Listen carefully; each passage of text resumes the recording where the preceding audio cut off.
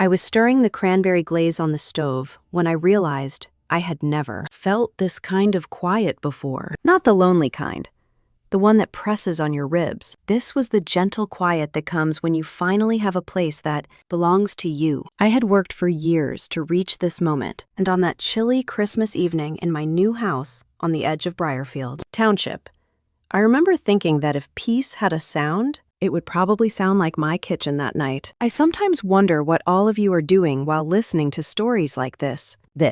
Maybe you are on your couch wrapped in a blanket, or driving home from work, or resting after a long day. For me, when all of this began, I was standing over that stove in my new home, believing the holiday would stay calm. I had no idea what kind of storm was about to walk in through my front door.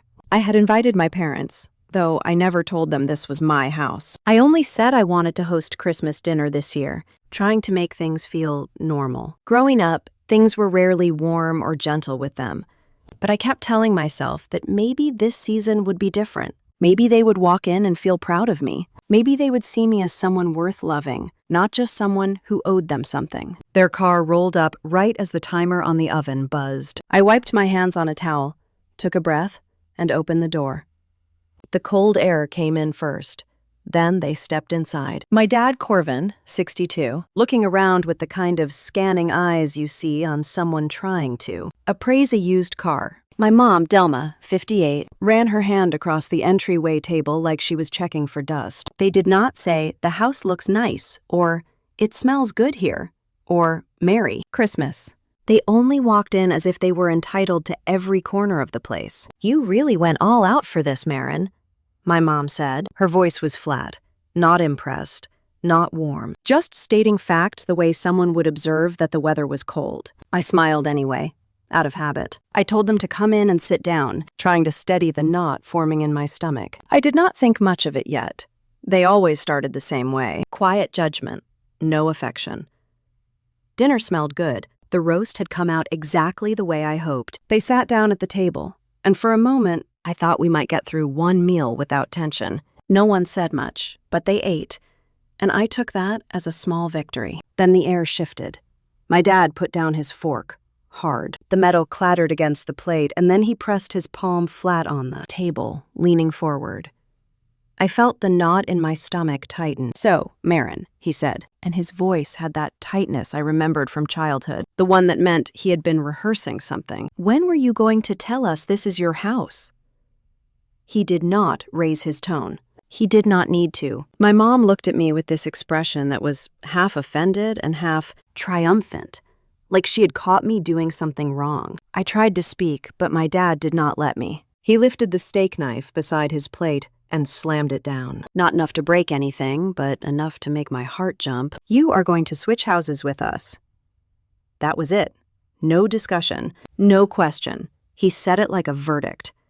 "My house is old and needs repairs, and yours is one level. Easier for people our age. So we are switching. It is decided." I blinked. For a second, I genuinely thought he was trying to joke in some unpleasant way, but his face, tight and set, told me he meant every word. "Dad, no. This is my house. I worked for this. I saved every penny for years. I am not switching homes with you." He waved his hand dismissively. "I did not ask what you wanted. This is what is happening. You are our only child. It is your job to take care of us. You knew this day would come." My throat burned. Years of swallowed arguments. Years of trying to be a good daughter. But the line he crossed was too sharp this time. I reached for the envelope I had hidden in the drawer beside me. I had prepared it days ago when something in my gut told me they were getting ready to ask for something big.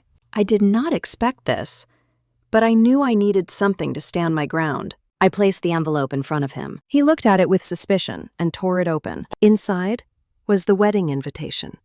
Mine and Reese Rourke's. Reese was a deputy sheriff in Briar County, known and respected by everyone, and someone my dad had crossed paths with not long ago on a speeding stop. I knew my dad would recognize the name instantly. He stared at it, then barked a laugh. "Oh, please. You think this scares me?" "You think this is real. You will say anything to avoid responsibility." I opened my mouth to argue, But before I could, he ripped the invitation in half. The sound echoed across the dining room like fabric tearing inside my chest. I froze. For one long second, I could not breathe. That invitation was not just paper. It was my future, my joy, my life. And he destroyed it without blinking. "Get out," I said. The words came out softer than I meant, but they carried all the years I had spent trying to earn a kind word from them. "Get out of my house. Now." Delma gasped like I had slapped her. My dad pushed back his chair and stood. He leaned in until I could feel his breath. "You are our daughter. You owe us. We will talk again when you come to your senses."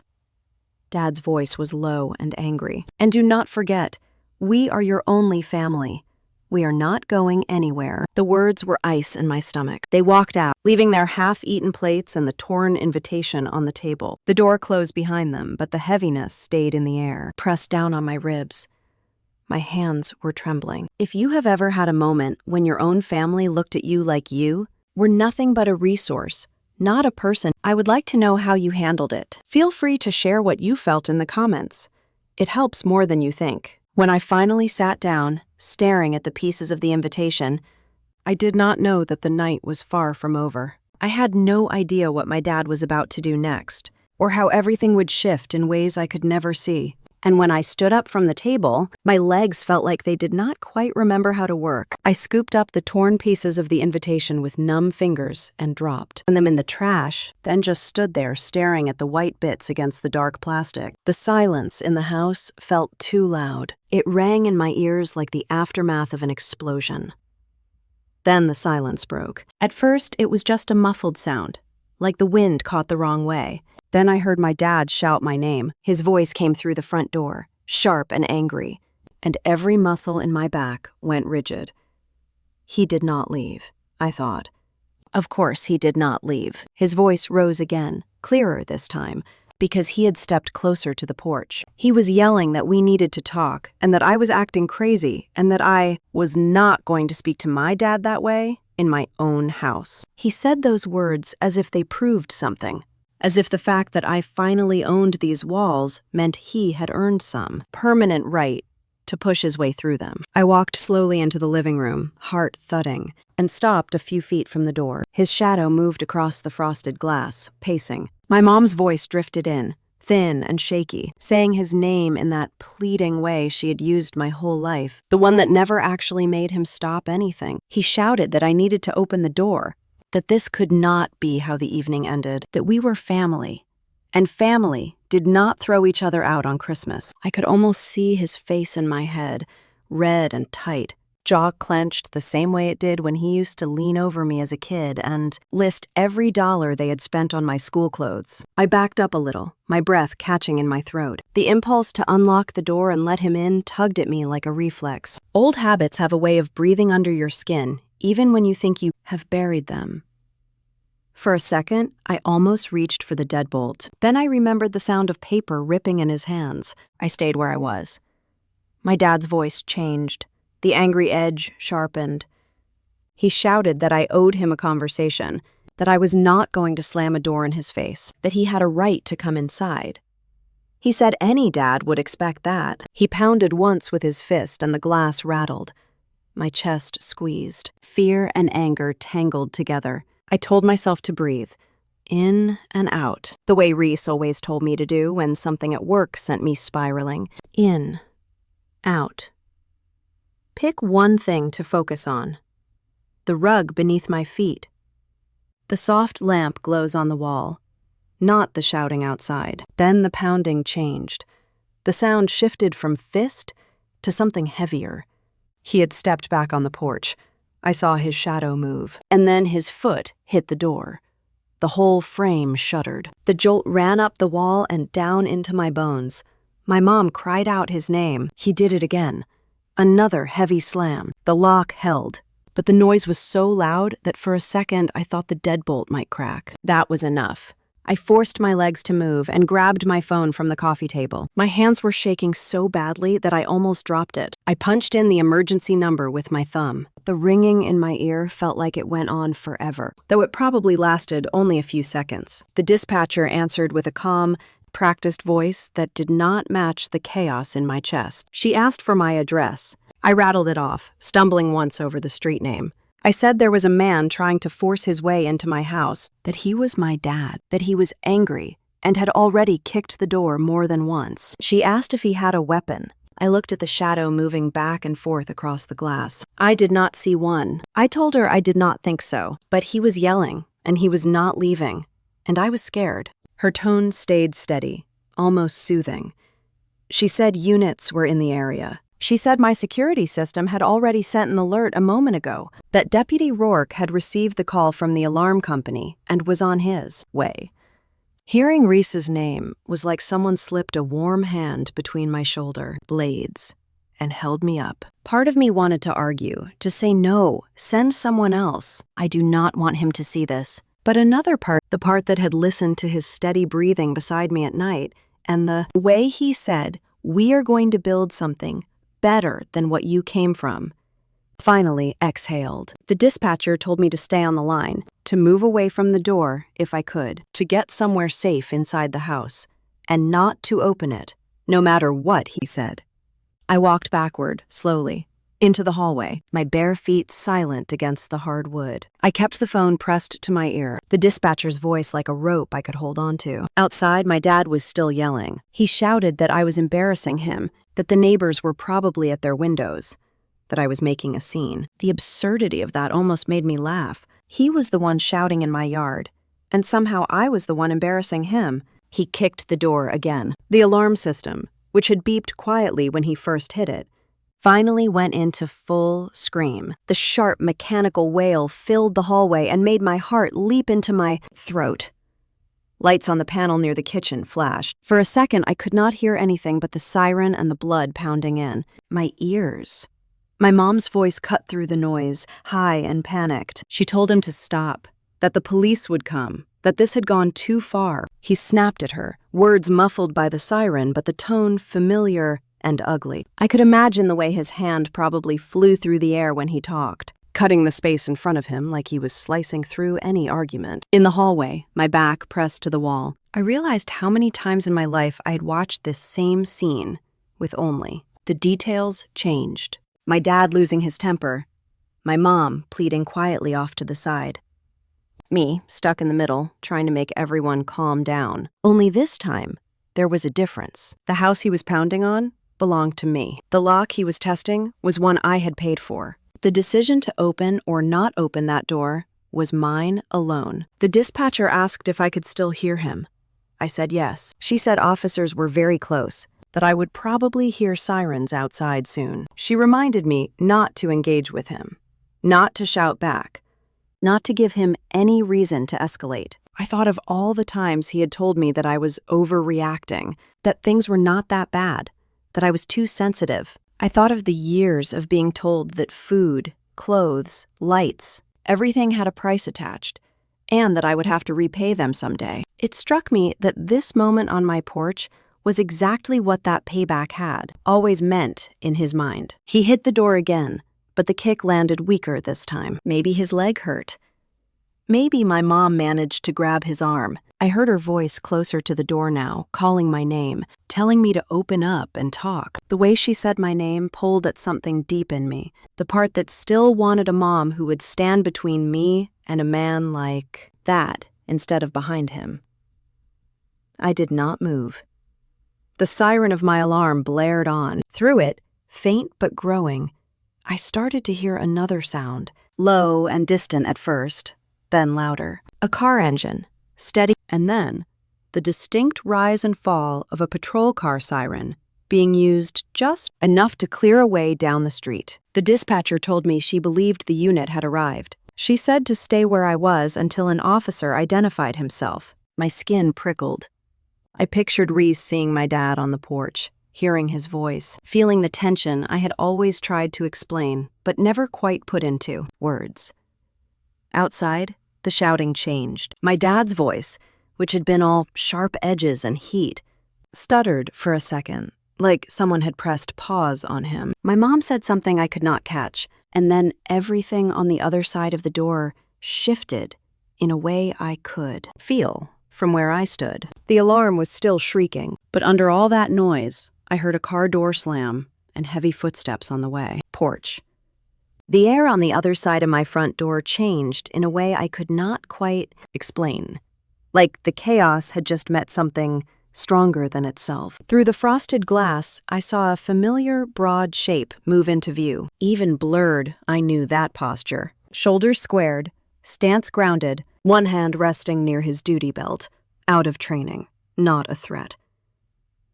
Reese. His voice cut through the alarm and my dad's yelling, calm but firm, and I did not even need words to know he was taking control. The dispatcher in my ear told me an officer had arrived and that I could end the call if I felt safe. I nodded, even though she could not see me, and hung up. I turned off the blaring siren on the wall panel with a shaking hand. The sudden silence made the voices outside stand out even sharper. My dad had gone quiet for a second, the way people do when they recognize someone they did not expect to see. Then his voice came back, but different now, thinner at the edges. It took my brain a moment to line it all up. A few months before, early in the fall, my dad had decided to follow me one afternoon to see where I was working, since I was doing some days from home and some days from the office in town. He never admitted that was his reason, of course, but I had seen his car on the road to this subdivision more than once. That day, he had been so busy fuming about traffic and muttering about my choices that he did not notice his speed.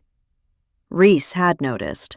He had pulled my dad over on the 2-lane road that led toward my neighborhood.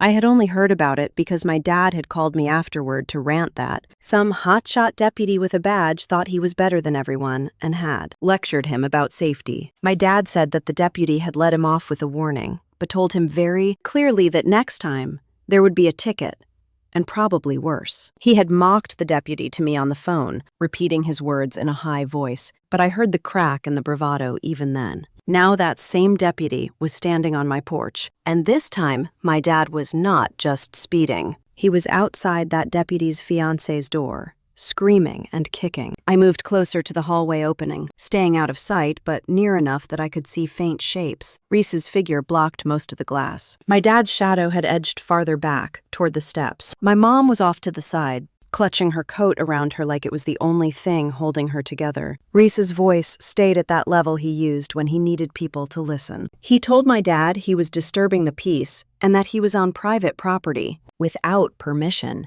He said clearly that he needed to leave the porch and the yard right away.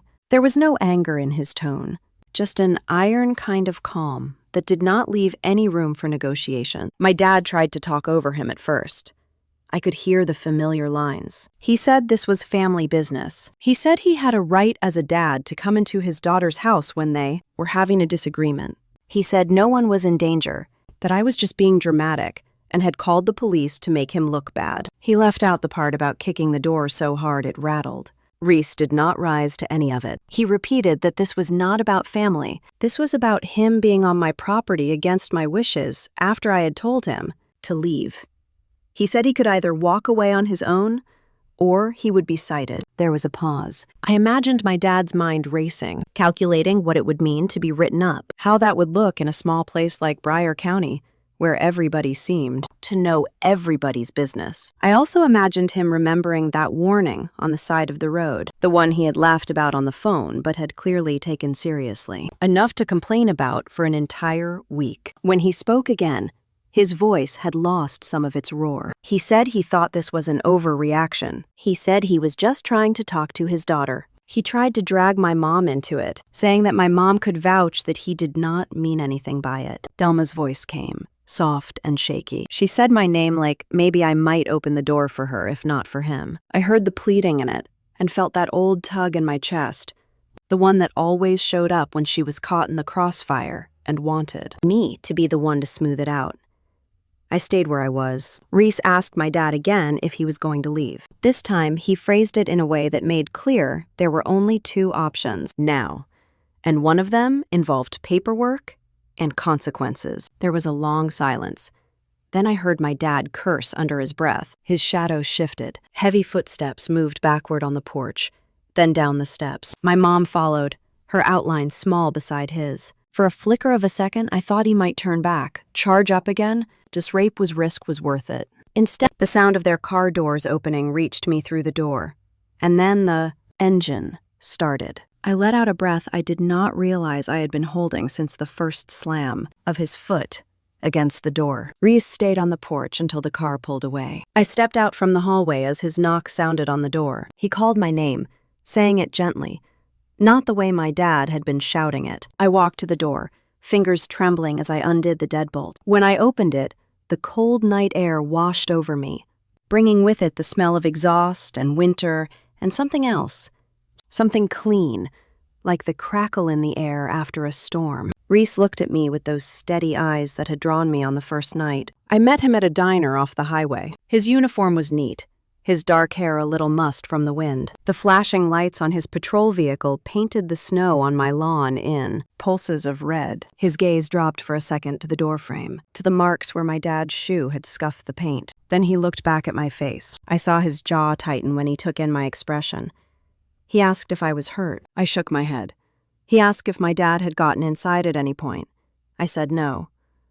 I told him he had stayed on the porch, but that he had kicked the door hard, enough to make it feel like my ribs were going to crack from the inside. Reese exhaled slowly. He stepped in just far enough to close the door behind him and locked it again, as if sealing out any leftover fragments of my dad's anger. The quiet settled around us, but this time it did not feel empty. It felt like a pause between one chapter of my life and the next. I realized I was still holding the phone I had used to call 911. My fingers ached from clutching it so tight. Reese reached out and took it from me, just long enough to set it gently on the console by the door, like he was reassuring me that I did not need to hold on to anything that hard right now. He asked what happened inside before he arrived. The question was simple, but it landed on top of a pile of years, not minutes. I told him about the way my dad had sat through dinner quietly, about how he had suddenly slammed the knife down, about how he had announced that I would be trading this house for theirs, like it was already done. I told him about the envelope, about the invitation I had been so proud to send to the printer, about the way my dad had torn it in half like it was a junk mail coupon. By the time I finished, I had to sit down. My legs would not hold me up anymore. I dropped onto the edge of the chair nearest the entryway, the same chair where my dad had left his coat a short while ago, before everything shifted. Reese listened without interrupting. His face did not change much, but I knew him well enough to see the storm behind his eyes. When I got to the part about the house swap, his mouth pressed into a thin line. When I described the ripping of the invitation, he closed his eyes for a brief second, like he was forcing down his own anger so he could keep holding space for mine. When I ran out of words, the room felt strangely hollow and crowded at the same time. He stepped closer, rested his hand carefully on my shoulder, and asked again in a quieter voice if I was truly all right. I nodded, but the truth was, I did not know what that meant at that moment. Physically, yes. No bruises, no broken skin. Emotionally, it felt like something inside me had cracked in a way that was not going to be patched over by the usual apologies and excuses. Reese said that my dad needed to understand he could not show up here and treat my home like it belonged to him. He told me he had let my dad leave with a warning because it was Christmas night and because no one had been physically hurt, but that this would be documented. If there was a next time, it would not be just a conversation on the porch. His words stirred up something old and tired in me. I thought about how many times my life with my parents had been reset in this way. They would go too far. I would crumble. Someone would talk them down, or I would make myself small and agreeable again. And then we would all pretend nothing serious had happened. Until the next time, and the next. The difference now was that there was a record starting to form outside of our family story. A log, a report, something that did not depend on my dad's version of events. I glanced toward the kitchen, where the plates still sat on the table, the roast sitting untouched in its pan, the candles burned halfway down, Christmas dinner frozen in place, like a photograph of a life I thought I could have with them. Reese followed my gaze and asked gently if I wanted him to help me clean up. or if I needed a minute alone. I opened my mouth, not sure yet which answer would come out. The moment stretched, and then everything inside me just gave way. My face crumpled before I could fight it, and the tears finally pushed through. Reese dropped to a slow crouch in front of me, not touching me yet, just letting me cry until the sobs quieted into shaky breaths. When I finally managed to speak, my voice sounded raw. "He tore it, Reese." He tore the invitation like it was nothing. I had worked so hard for this night. I thought maybe Christmas would be peaceful for once. Reese's jaw tightened, and for a second, the anger inside him flickered through his eyes. Not loud, not explosive like my dad's anger. His anger was steady, grounded, the kind that came from seeing someone you care about being hurt again and again. He reached up and brushed a strand of hair off my cheek. "You do not deserve that. None of it." I tried to steady my breathing, wiping at my face with the back of my hand. I felt small and hollow. The way I used to feel as a little girl when something went wrong and my parents made it sound like everything was my fault. "I am sorry you had to see that," I whispered. "You do not have to apologize for your parents," he said, and his voice had that quiet firmness that made me feel like the ground under my feet had stopped shaking. "They made their choices tonight, not you."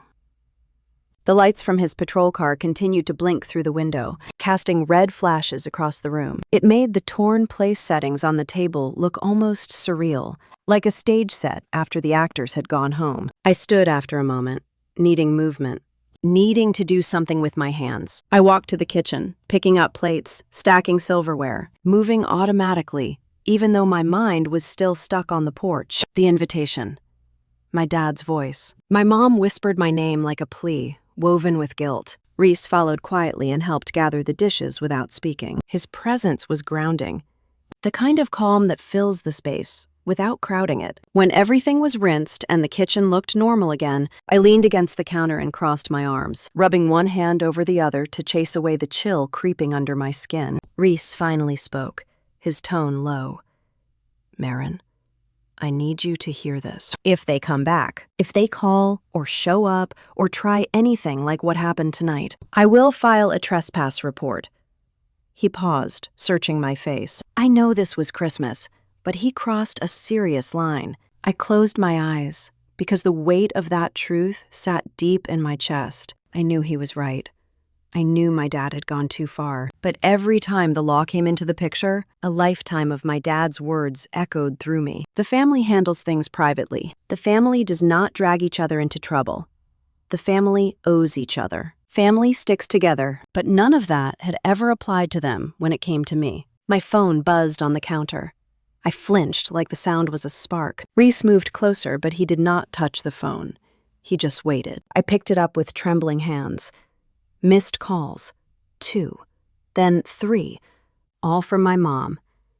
Then voicemails. I pressed play, holding the phone slightly away from my ear, like I could soften the words. Her voice spilled out in that familiar, wounded tone. She said I had humiliated them. She said I had ruined Christmas. She said parents did so much for their kids, and this was how I paid them back. She said a good daughter would have opened the door. A good daughter would have understood their needs. By the last message, her voice cracked. It was not sadness. It was the exhausted, heavy shame she always tried to put on me like a blanket I had to wear. I deleted the voicemails. My hand shook the whole time. A second buzz, a text message. From my dad. I read it silently, my stomach dropping. "Tomorrow I am coming back. We are settling the house situation once and for all. No question mark, no apology, no hesitation. Just a sentence that felt like a warning." Reese saw my expression and stepped closer. "What did he say?" I handed him the phone. He frowned, sharp and controlled. "This is not normal frustration. This is intimidation. He is trying to force you into something." I swallowed hard. I felt that, not just because of the house, but because deep down, I knew the problem was not the property at all. It was the way they looked at me, as if my life belonged to them, as if everything I worked for could be claimed by them like they were entitled to it. A long silence stretched between us. Reese spoke first. "You know I will back you whatever you decide, but you do not have to let them keep treating you like this. Not anymore." I wrapped my arms around myself and stared at the dark window. I could still picture my dad's silhouette on the porch, yelling that he had a right to come inside, that I owed him. I whispered, "It is not just the house. It is like they see me as something they own, like it is my job to give them whatever they want." Reese nodded slowly. "That is not love, Marin. That is control." I took a long breath, my lungs tight. I wished I could accept his words without feeling guilt tangle itself around them. But old habits cling hard. I thought about the Christmases when I was little and everything had felt like walking on eggshells. I thought about how many times I had prayed for a softer version of them, one that did not see me as an extension of their needs. I looked at my phone, still in his hand. His fingers closed around it just enough to steady it. Steady me. "They are coming back tomorrow," I said. Reese held my gaze. "Then we will be ready." A sudden heaviness filled me. Not fear exactly, but something like the beginning of a truth I did not want to face. I nodded slowly, the kind of nod that comes from somewhere deep in the body, not the mind. A gust of wind rattled the window slightly, and the house creaked the way new houses do when winter settles in. Somehow, that small sound made everything feel real again. I pushed off the counter and walked toward the living room, needing to sit, but also needing to move. Reese followed at a distance, giving me space without leaving me alone. When I sat on the edge of the couch, I felt something shift inside me, as if I had finally stepped out of a fog I did not know I had been living in. My dad's text still echoed in my head, each word tightening something in my chest. Tomorrow. Coming back. Settle the house situation. I stared at the empty doorway as if the night might pour through it all over again, then finally pulled my eyes away. At some point, Reese left after making sure all the doors were locked and the alarm was reset. He squeezed my shoulder, told me to call if anything at all happened, and stepped back into the cold, leaving me with a house that felt different now. Less like a dream and more like a battlefield I had just defended. I did not sleep much. Every time I drifted off, I jerked awake, imagining my dad back on the porch, imagining the door giving way, imagining that text glowing on my phone again. By the time the gray light of morning seeped through the blinds, my eyes burned and my chest felt heavy. I sat up in bed and stared at the wall for a long time, listening to the quiet. He said he was coming back today to settle the house situation. The words felt like a threat and a promise rolled together. I made coffee, just to have something to do with my hands. The mug was warm in my palms, but did nothing for the chill inside me. Part of me wanted to stay put, lock the door, let Reese handle whatever came next. Another part of me, the part that had survived years in that small ranch house my parents still lived in, knew I could not wait for them to show up again. I needed to face them on ground that was not mine, where their anger would feel less like an invasion. Around mid-morning, I grabbed my keys before I could talk myself out of it. I texted Reese, telling him I was going over there to talk and that I would keep my phone on. He called right back, his voice thick with concern. He asked if I wanted him to come. I pictured my dad seeing him walk through that front door in uniform and knew that would turn everything into a spectacle. I told him I needed to try first, alone. He did not like it, I could hear that. But he said he understood. He asked me to promise I would leave if I felt even a hint of things turning ugly. I promised, though I was not sure what counted as ugly anymore after the night before. The drive to their house felt shorter than it used to, maybe because now I had another place to compare it to. Another front yard, another porch. Their street looked the same as always. A line of older houses, built in the 70s. Sagging a little, but holding on. Some neighbors had put up Christmas decorations. Strings of colored lights drooped across porches. Elastic deer leaned on patchy lawns. My parents' house sat in the middle of the block. Paint peeling, yard half raked. The wreath on the door faded from years in the sun. I parked at the curb and sat there for a minute, gripping the steering wheel until my fingers hurt.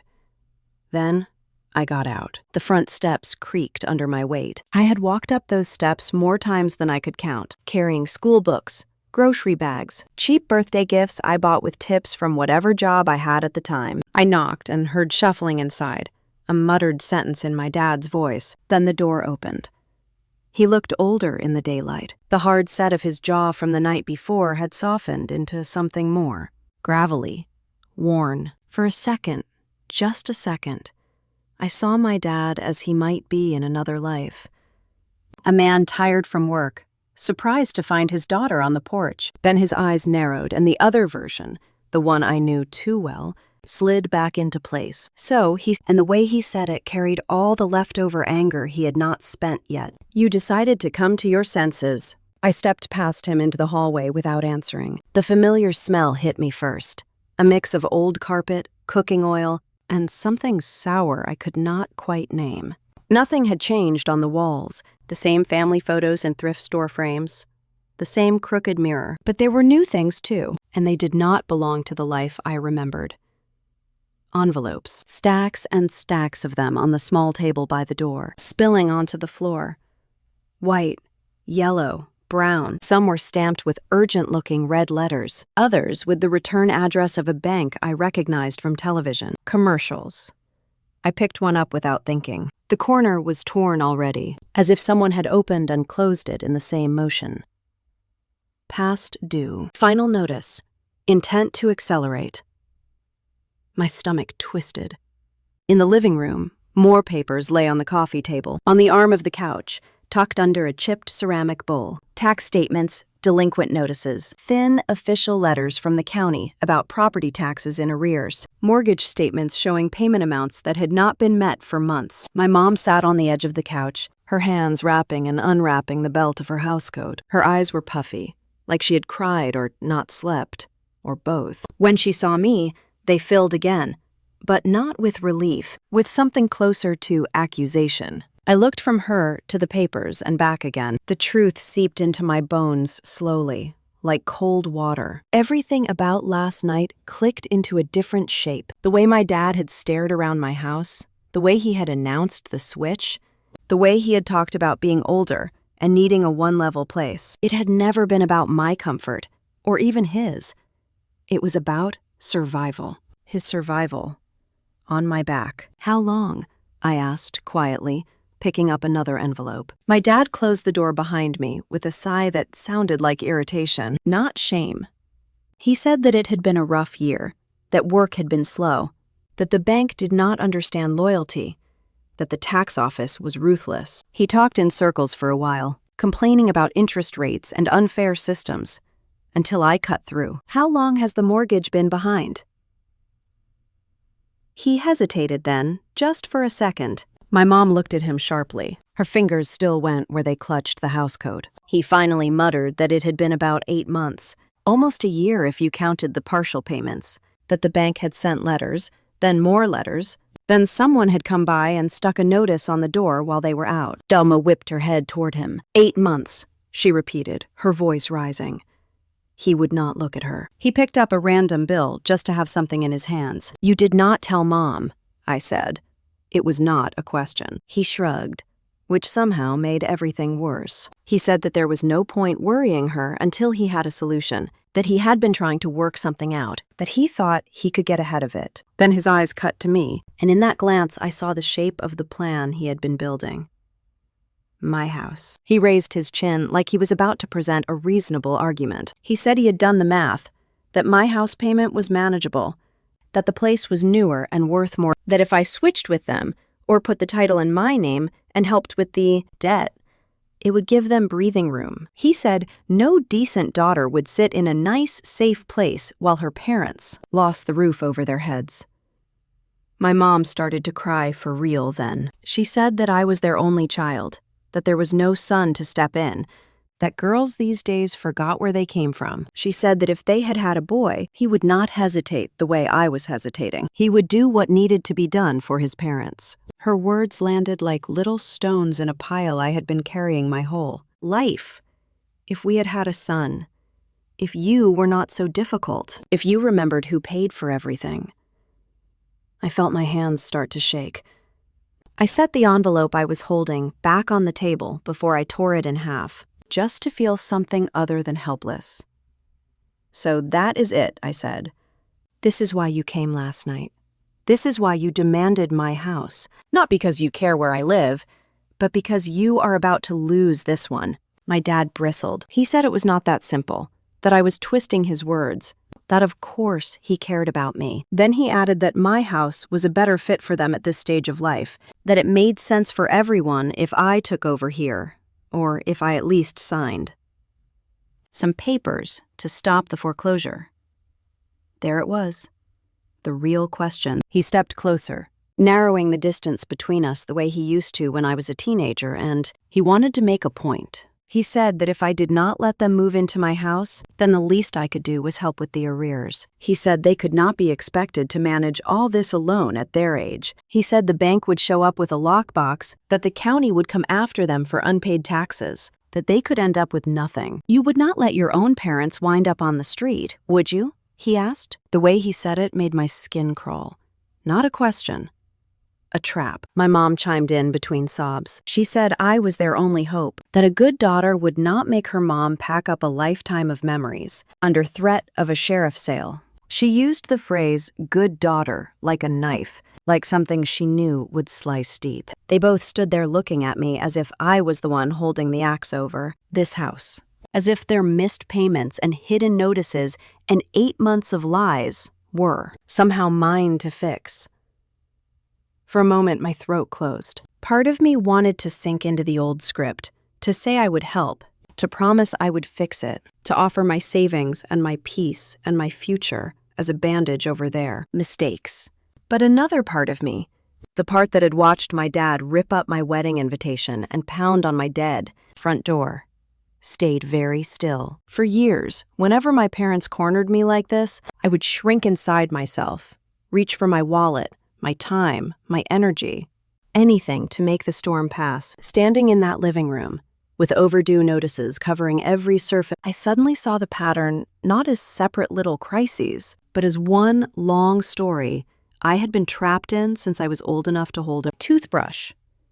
I remembered being 7, sitting at this same coffee table. There had been a construction paper sign taped to the fridge back then, with my name at the top and lines underneath. Every time they bought me something, my dad would write it down. School supplies, sneakers, even a birthday cake. He would say that everything had a cost, and that I needed to know how expensive I was. I remembered watching his pen scratch across the page while my mom stood beside him and shook her head, saying I did not realize how much they sacrificed. That word, sacrifice, became the background music of my childhood. They used it when the electric bill came, when they paid the water bill, when they put gas in the car to take me to school.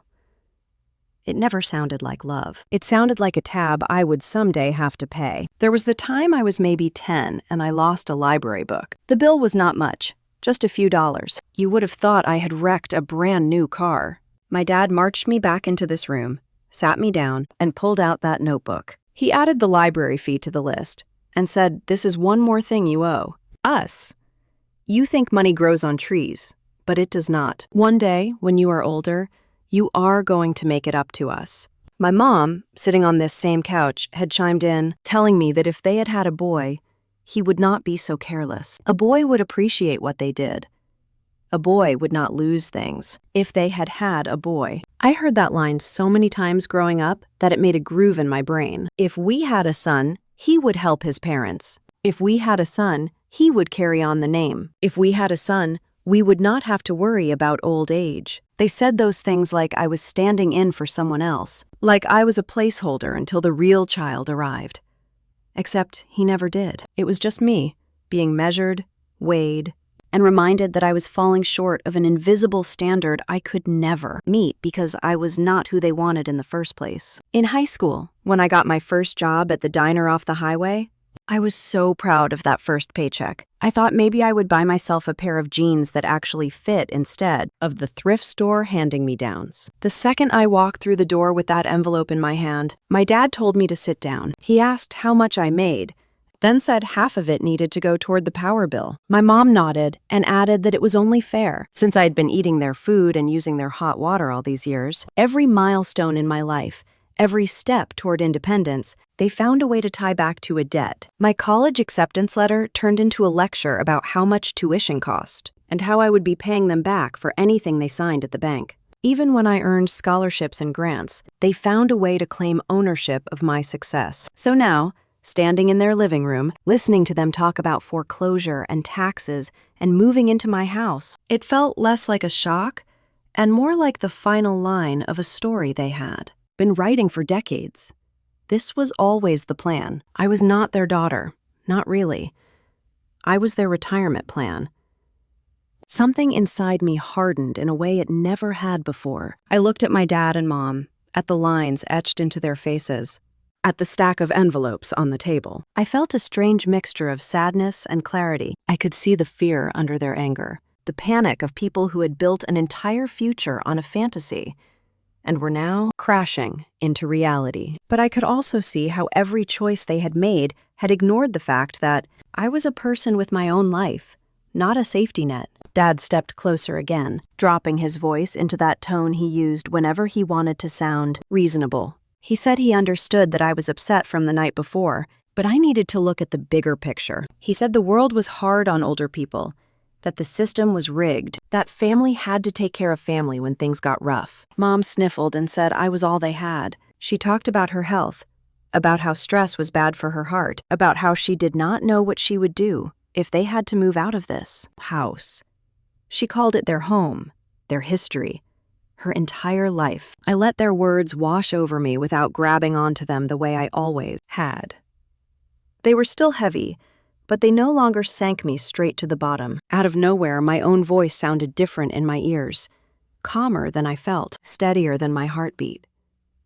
I heard myself say that I was not switching houses. I was not taking over their mortgage. I was not emptying my savings to fix 8 months of missed payments and years of bad decisions. I told them I understood they were scared, but I was not their solution. I said I loved having my own life and my own place, and that I was not going to give that up to bail them out. I said I was their daughter, not their financial plan. For a heartbeat, the room went completely still. Then my dad's hand came down on the edge of the coffee table with a flat smack that made the envelopes jump. His face flushed. His eyes flashed the way they did when I was a kid, and he did not get the design answer he wanted.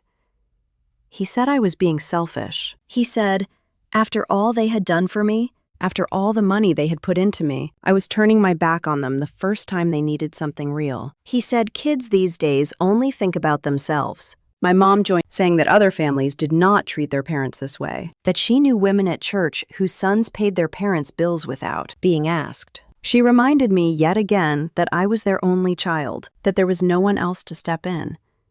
I repeated that I was not doing it. I repeated it more firmly this time because I felt the old guilt trying to creep in through any crack it could find. I told them I had worked for my house and my stability and that it was not up for negotiation. My dad's eyes narrowed. The anger in them shifted into something else, something colder. He leaned forward, resting his weight on his hands as he stared at me. "If you will not help us here," he said slowly, "then we will just have to go to you." I frowned, not understanding at first. He went on, explaining that if the bank took this house, they would not have anywhere else to go. He said my place was plenty big for 2 more people. He said he and my mom could move in, at least until they got back on their feet, and that as their only daughter, I should be opening my door to them. The picture flashed in my mind. My dad sits at my kitchen table every morning. My mom rearranged my cabinets, their voices echoing down my hallway, their opinions about every bill I paid, every light I turned on, every decision I made. All the peace I had built in that house was swallowed up and replaced by the old, constant storm. My chest tightened until it hurt. I took a step back as if the image itself might reach out and grab me. "No," I said again, and this time the word felt like a wall going up. Solid and real. You are not moving into my house. You are not switching houses.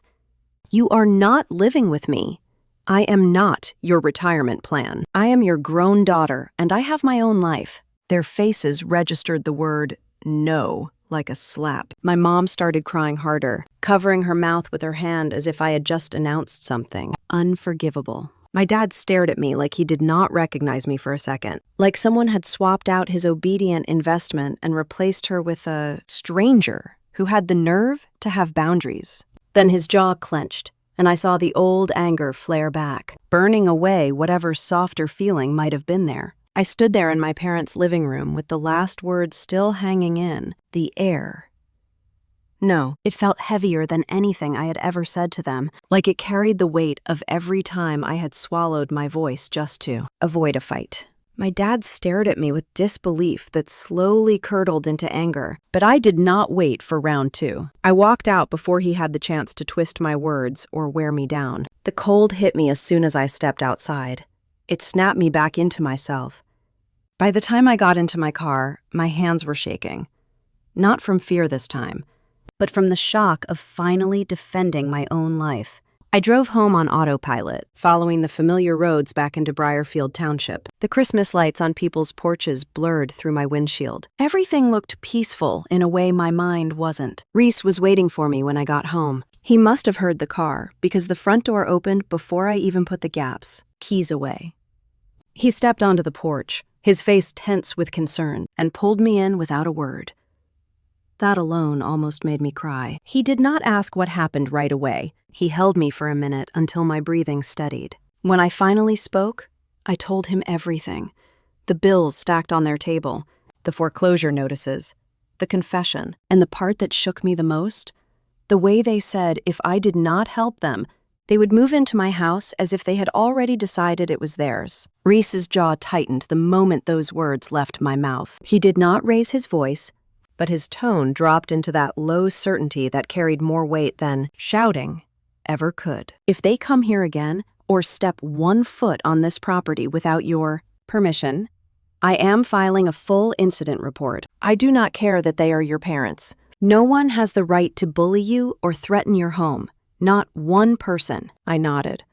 Part of me was grateful. Part of me felt guilty for feeling grateful. It was the old habit again, the one that made me think protecting myself somehow made me a bad daughter. But the longer I stood there in my kitchen, the more that feeling faded. I could still hear my dad's voice from earlier, the way he said, "We will just move into your house then." No regret, no hesitation. Like my life was simply an extension of his convenience. I went to bed late that night, but sleep would not come. I lay in the dark listening to the small noises of the house settling around me. Normally comforting, but tonight they felt too loud. Every few minutes, my mind would replay pieces of the afternoon. My mom said I was their only child, so I owed them. My dad slammed his hand on the table. The look of entitlement when he said they would move in if I did not cooperate. I finally got up, grabbed my phone, and sat at the dining table. I scrolled through the messages they had sent me over the last few days, reading them slowly this time. The blame, the guilt, the threats tucked beneath the appeals to duty. I realized something that made my stomach ache. None of the messages asked if I was okay. Not one.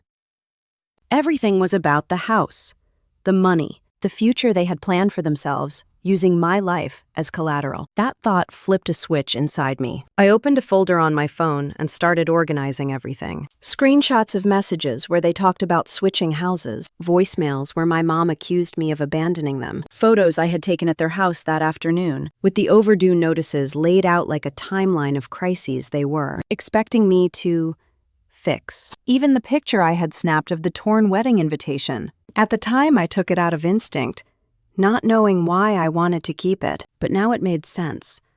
I was not collecting these things out of spite. I was preparing the same way I always had to prepare for exams or projects or anything that mattered. I needed the truth in front of me so I would not lose my footing the next time. They tried to twist the narrative. Sometime around 2 a.m, I looked around the room. My house, my table, my lights, my life. Everything I had built without a single penny from them, and yet they still tried to claim it as theirs. The realization hurt, but it also lit something steady and strong inside me, a boundary, one I had never allowed myself to form until now. I closed the folder. I turned off the light. I told myself I would deal with the fallout when it came, but I would not crumble this time. For the first time in my life, I was choosing myself, even if it meant losing them. And deep down, I knew the fallout was coming. I could feel it pressing up against the edges of the quiet house as I finally forced myself back to bed. 2 days later, the sky turned the color of old tin, and the air had that heavy waiting, feeling like snow might come, even if the forecast said otherwise. I went through the motions at work, from my laptop at the kitchen table, answering emails for the insurance company, reviewing files, pretending everything was normal. On the outside, it probably looked fine. Hot coffee, open spreadsheet, a little candle burning on the counter that smelled like vanilla and pine. Inside, I felt scraped out. Since that visit to my parents' house, since seeing the stack of overdue notices and hearing them talk about my future like it was theirs to rearrange, something in me had gone very quiet.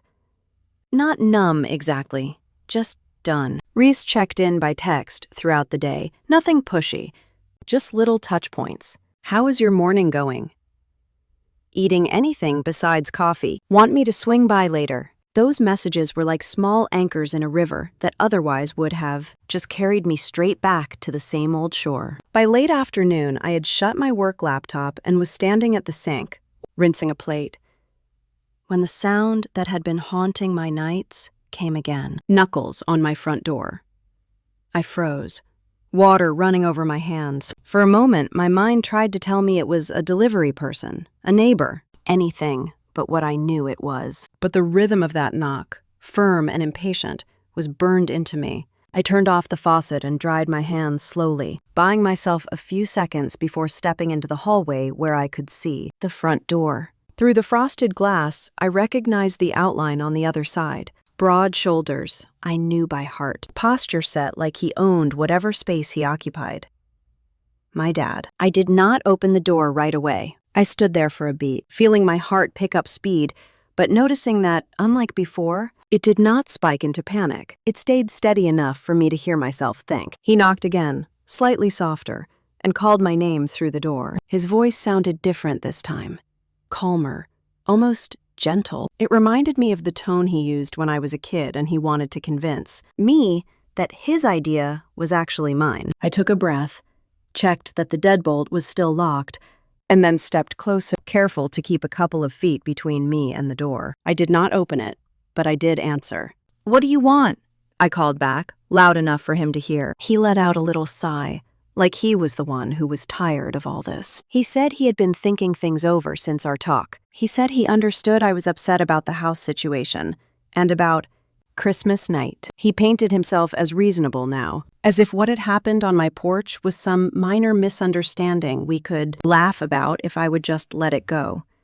He said he was willing to compromise. That word lit a familiar anger in my chest. Compromise had always meant me giving up what I needed, so he did not have to feel the consequences of his choices.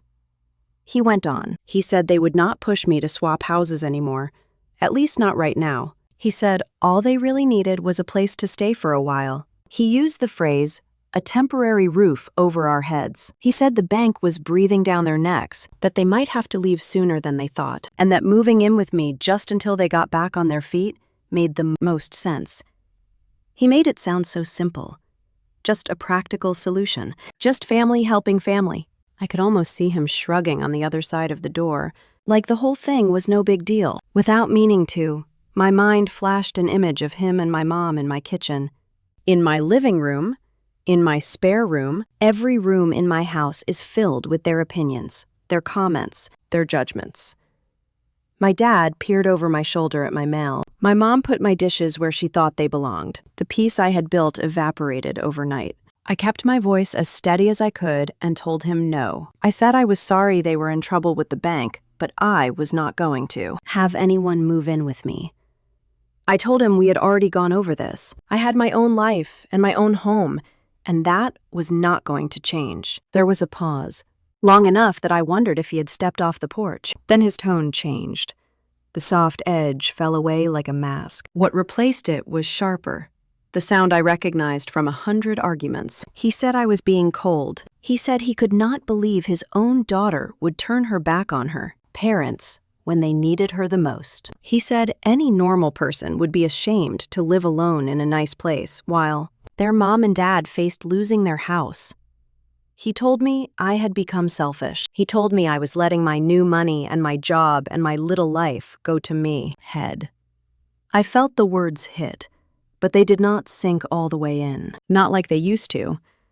I repeated that he needed to leave. I told him I would not open the door and that this conversation was over. He did not like that. His voice, until I was sure anyone walking their dog down the street could hear him. He started with the phrases I knew too well. He said I was an ungrateful child. He said he and my mom had fed me and clothed me and put a roof over my head for years.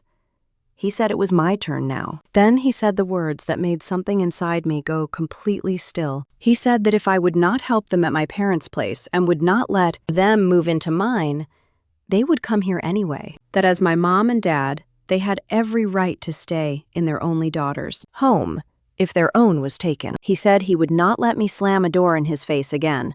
It was like a switch flipped. I stopped feeling frightened and started feeling tired. Bone deep tired. Tired of the constant pushing past my no.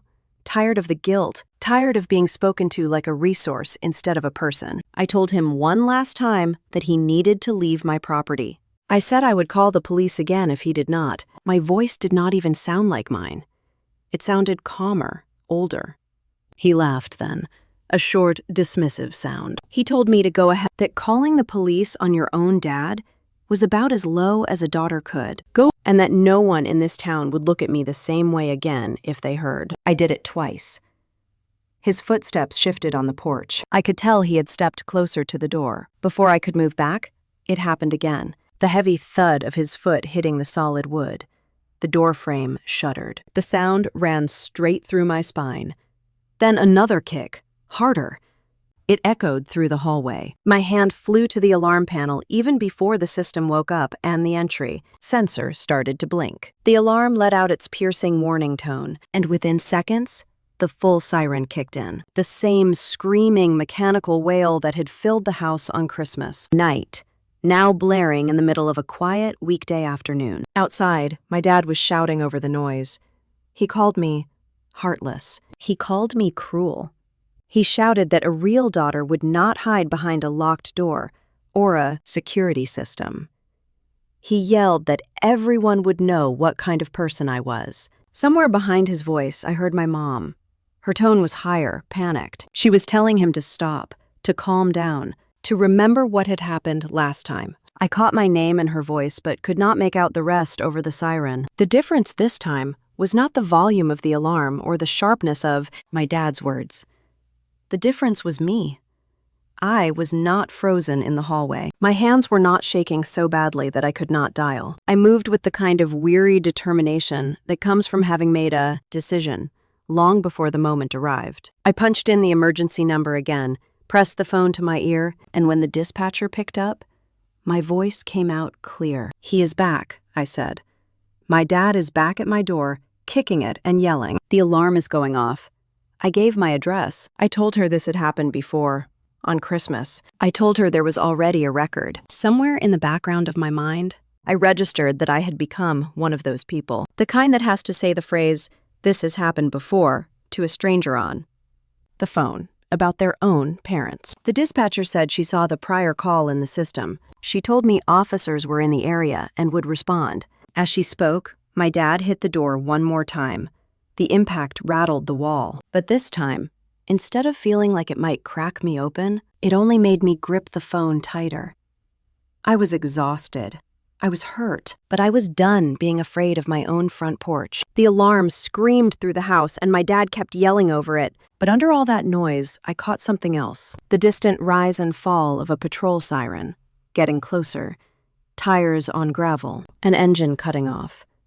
Then footsteps, fast and sure, coming up my walkway. The pounding on the door stopped. Through the frosted glass, I saw my dad shapeshift, shoulders drawing in just a little, the way a person does when they realize someone is watching. My mom's shape hovered behind him, her hands twisted together at her waist. For a breath, everything held still. Then another figure came into view, sharper and broader, blocking the winter light. Even blurred, I knew the way he stood, solid on both feet, spine straight. Reese. He called out, his voice carrying through the alarm, steady and firm. I could not make out all the words from inside, but the tone said enough. Authority. No room for games. He had warned my dad months ago when he stopped him for speeding on that 2-lane road into the subdivision. Now here they were again. Same deputy, different lines crossed. I shut off the sudden silence buzzing in my ears. I moved to the side of the hallway, close enough to hear, but not standing right in front of the glass. This was my house. I did not have to present myself until I was ready. Outside, Reese told my dad to step away from the door and off the top step. He reminded him this was private property and that he had already been told once to leave when asked. He said my dad was now escalating, not just arguing, and that this was being documented. My dad started in immediately. He said he had not done anything wrong, that he was only trying to talk to his daughter, that he had a right as a dad to knock on her door. He accused me of overreacting and wasting police time. His voice had that frantic edge underneath, like a man trying to sound confident while the floor shifts under him. Reese did not engage in the drama. He repeated that my dad had no standing to be on the porch after being told to leave, and that kicking the door was not simply trying to talk. He asked him again, slowly this time, to back up to the walkway. There was a pause. I pictured my dad remembering that speeding stop on the road into my neighborhood, remembering Reese's firm warning that there would not be another free pass. I pictured him thinking about the invitation he had ripped up on my dining table, the one that had my name next to Reese, and I imagined the pieces clicking together in his head. He had not just kicked any front door. He had kicked the door of a deputy fiancé. When he spoke again, my dad's voice sounded smaller. He insisted he did not mean any harm, that he had just tapped the door with his foot, that the alarm system was overly sensitive. He tried to laugh it off. The chuckle came out tight and wrong. Reese did not laugh. He pulled out his notepad and began writing, noting the time, the call, the alarm, the neighbors who had stepped out on their porches now, watching. The scrape of pen on paper carried more weight in that moment than any raised voice. My dad heard it, I could tell. His words started to stumble. He said there was no need to write anything down, that they could handle this privately. He said they were family, as if that magic word should wipe away the fact that he had just tried to force his way into my home. He kept darting little glances toward the patrol car in the driveway, like he could not quite believe this was happening again. Mom finally spoke, her voice barely above the cold air. She told my dad to listen, said this was getting out of hand, and said they needed to go home. She sounded tired in a way I had not heard before. Past anger, past denial, just worn out. Reese asked if I was inside and safe. I answered from the hallway that I was, that the door had stayed shut. My voice echoed more than I expected in the entryway. For the first time, my dad heard me not through a door he was banging on, but from behind a barrier he could not cross, just because he wanted to. Reese glanced at the scuff marks near the bottom of the door, where the wood had taken the brunt of my dad's kicks. I saw his jaw tighten. He added another line to his notes. My dad must have sensed the seriousness of that. His whole posture shifted into something that almost looked like pleading. He said this was all a misunderstanding, that I was being dramatic, that he had never wanted the police involved. Then he said the part that told me exactly where his mind really was. He asked if there was any way Reese could just forget the whole thing. He said he was sure we could work this out as a family if people would stop making such a big deal about it. Underneath those words, I heard what he was really asking. No record, no paper trail, no consequences. Reese did not promise anything. He told my dad plainly that this behavior had to stop, that there were legal options to prevent him from coming onto my property again, if it continued. He did not raise his voice, but his tone left no doubt that he meant every word. My dad's eyes slid toward the window, where he knew I stood behind the glass. For a moment, our gazes met through the distortion, and in that second, I saw something like panic in his expression. Not the fear of losing his house or his image, the fear of losing control over me. He asked me directly then, loud enough for the neighborhood to hear. He asked if I was really going to let the man I planned to marry file reports against my own dad. He wanted me to feel that old shame, to see myself as the problem. He framed it as me letting something happen, not as him causing it. The words did not land the way he expected. I opened the door just far enough that the chain across the top stayed, latched, a narrow crack between us. The cold air rushed in around my ankles. My dad's face was closer now, lined and flushed, eyes darting between me and Reese. My voice felt strangely steady. I told him that no one was allowed to step into my house without my permission. Not anymore. I said that from this day forward, I was not the person he could rely on to fix his mistakes or absorb them, consequences of his choices. I told him I would not be his safety net, his backup plan, or his retirement fund. I did not shout. I did not cry. I simply laid it out as clearly as the overdue notices had been laid out on his coffee table. He stared at me like he was seeing someone entirely new. For a long second, there was only the sound of our breathing and a wind chime down the street, knocking softly in the breeze. Behind him, my mom stood on the walkway, arms wrapped tightly around herself, shoulders hunched against more than the cold. She did not move forward. She did not speak up. Her eyes were wet, but there was a kind of resignation there, too, as if she understood on some level that this was the end of something, whether she liked it or not. My dad opened his mouth as if to argue, then closed it again when he saw Reese still standing there, pen ready, watching. The reality of who I was with and what that meant legally for him seemed to finally settle in. He was not just dealing with his daughter anymore. He was dealing with someone who had people ready to stand between her and his demands. He tried one last time, his words softer, asking if I would at least think about helping, about letting them stay just a short while. I shook my head. I told him my answer was not going to change. Then I closed the door. The latch clicked into place with a finality I felt all the way down to my bones.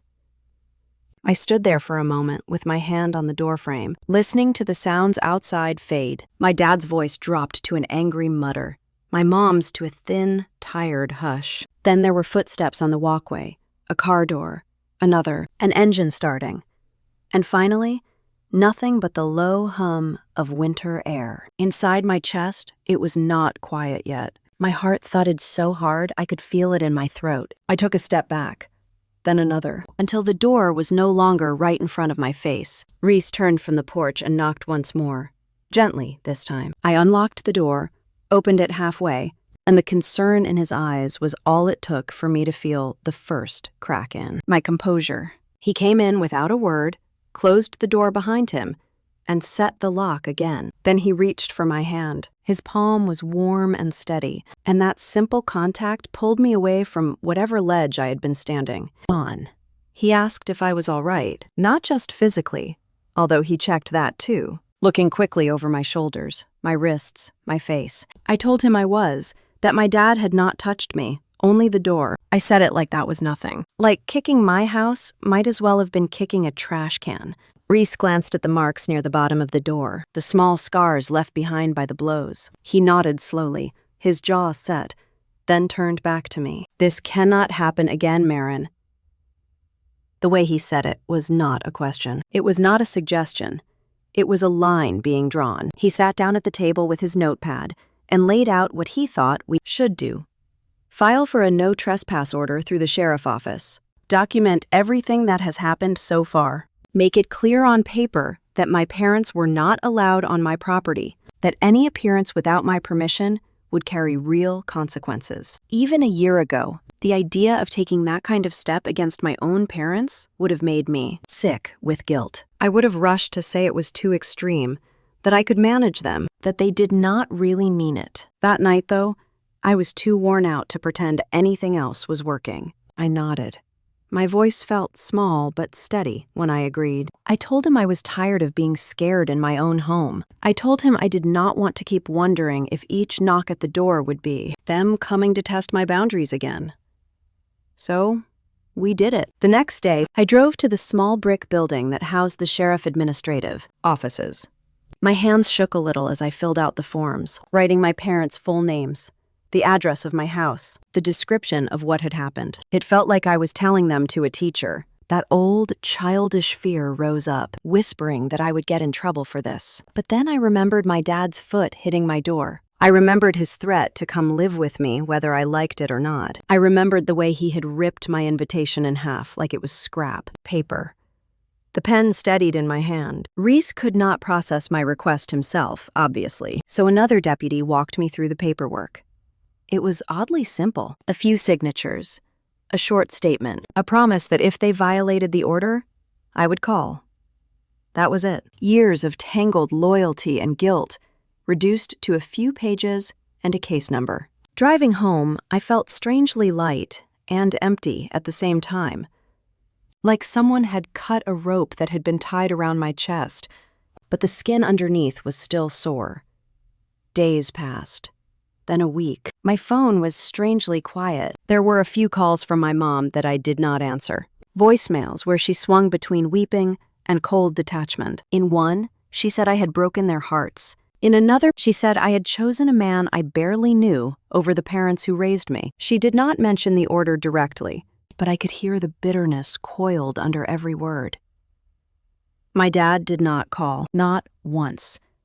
It was almost worse that way. His silence felt calculated, like he was waiting for me to back down, like the absence itself was a new kind of pressure. I did not back down. Reese started spending more nights at my place, at first just to make sure I felt safe. He brought a duffel bag with a couple of uniforms, shaving cream, and a handful of t-shirts. Seeing his things on my dresser made something soften and unclench inside me. It was the first time the house had felt shared without feeling invaded. One evening, a few weeks later, we sat on the couch eating leftover chili and watching some old movie neither of us was really paying attention to. My feet were tucked under his leg, his hand resting absent-mindedly on my knee. At one point, he muted the television and turned to me. He said he had been thinking about moving in full-time, but he wanted to be sure I was ready. Not just logistically, but emotionally. He did not want to feel like another person occupying my space without my full yes. I looked around the living room. The soft lamp glowed. The framed print I had picked out, the blanket draped over the back of the couch. It all looked different now. Not like a fortress I had to defend alone, but like a home we could actually build together. I told him I was ready. He moved in that spring. Slowly. One drawer at a time. We laughed about how domestic it felt, arguing over which shelf the coffee mugs should live on, and whether his old recliner had any business being in my pretty living room. Under the jokes, though, there was a quiet understanding. This house had seen the worst of my family and the best of what I had fought for. We were not just sharing space. We were rewriting the story of what these walls meant. My parents did not come back. Word filtered through cousins and the occasional neighbor that the bank eventually took their house. There had been a sale notice posted, then a lockbox, then one day their car was gone from the driveway. Someone said they moved to a small apartment in another town a few counties over. No one had an exact address. No one gave me a forwarding number. Sometimes that stung. It is a strange thing to know the people who raised you packed up their lives and left without wanting you to know where they went. Even strangers to realize a part of you was relieved. Holidays came and went. The next Christmas, I woke up in my own bed, with Reese snoring softly beside me and the house quiet, in that easy way that does not carry any threat. I made cinnamon rolls, not because I had to impress anyone, but because I wanted my home to smell like sugar and spice, for us and for whoever dropped by later. We curled up on the couch under the same blanket, watched the tree lights blink, and I realized my shoulders were not up around my ears. I was not listening for tires in the driveway or a fist on the door. For the first time in my life, Christmas did not feel like a test I was destined to fail. That was when it hit me. The year my dad pounded on my door and tried to claim my house as his own. I had thought my life was falling apart. In a way, it was. The version of myself who lived to keep everyone else comfortable had to die for this new one to exist. It hurt like hell, but sitting there with a mug of coffee in my hands and a man beside me who chose me for me, not for what I could provide, I understood something simple and hard and true. Losing them did not break me. Losing my fear of them set me free. My parents and I have not spoken since. If I am honest, there are days when that still aches. No little girl dreams of a future where she has to write a no trespass order with her parents' names on it. But I am no longer that girl. I am a woman with a life I built myself, and I finally believe that I am allowed to protect it. Yangsan Namda was not warm the way I once imagined. It was loud and ugly and filled with words I will probably never forget. But it was the first Christmas I was truly free. Free to choose who sits at my table. Free to lock my own door. Free to decide that my peace is worth more than anyone else's comfort. If you have ever been told you were too much or not enough for your own family, remember this. Silence can be power, and truth can be the loudest revenge. Tell me in the comments what integrity means to you and where you are listening from.